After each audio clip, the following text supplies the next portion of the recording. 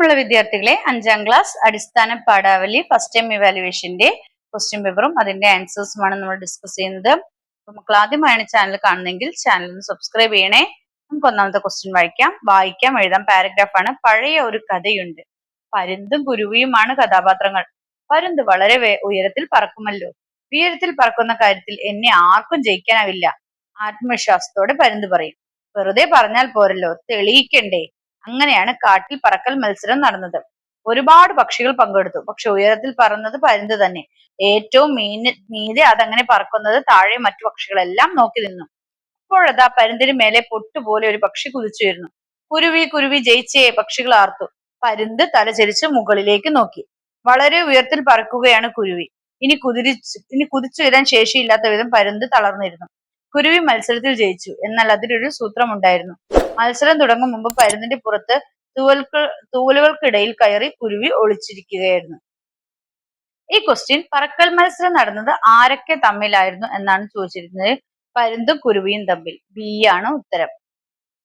രണ്ടാമത്തത് ബി. ആർക്കും എന്നെ ജയിക്കാനാവില്ല എന്ന് പരുന്ത് പറയുന്നത് എന്തുകൊണ്ട്?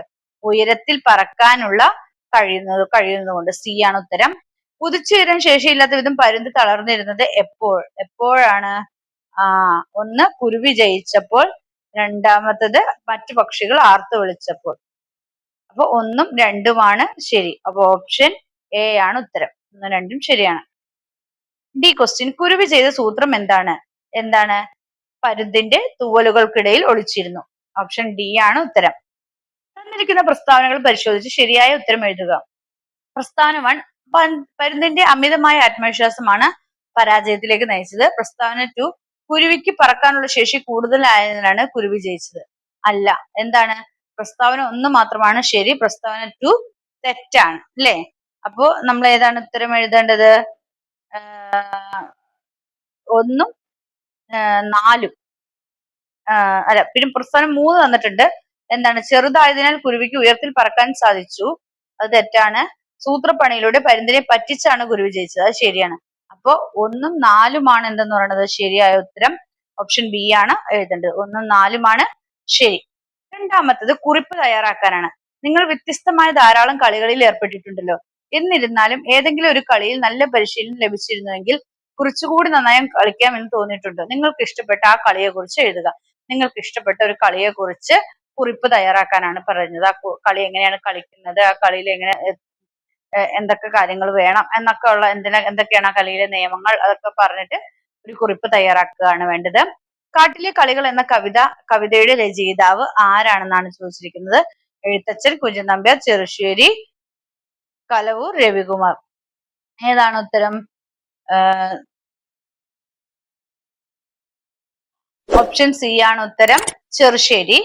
C question. പ്രസ്താവന 1, സ്കൂളിലെ മുഴുവൻ കുട്ടികളും പങ്കെടുക്കുന്ന ഓട്ട മത്സരമാണ് റിലേ.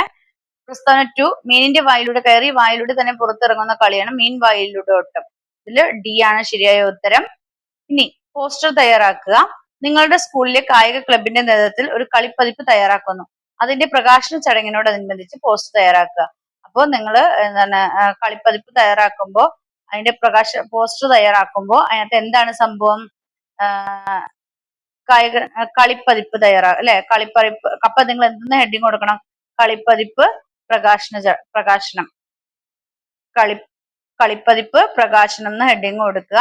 പിന്നെ സ്ഥലം എന്ന് പറയുന്നത് എവിടെയാണ്? സ്കൂളാണ്.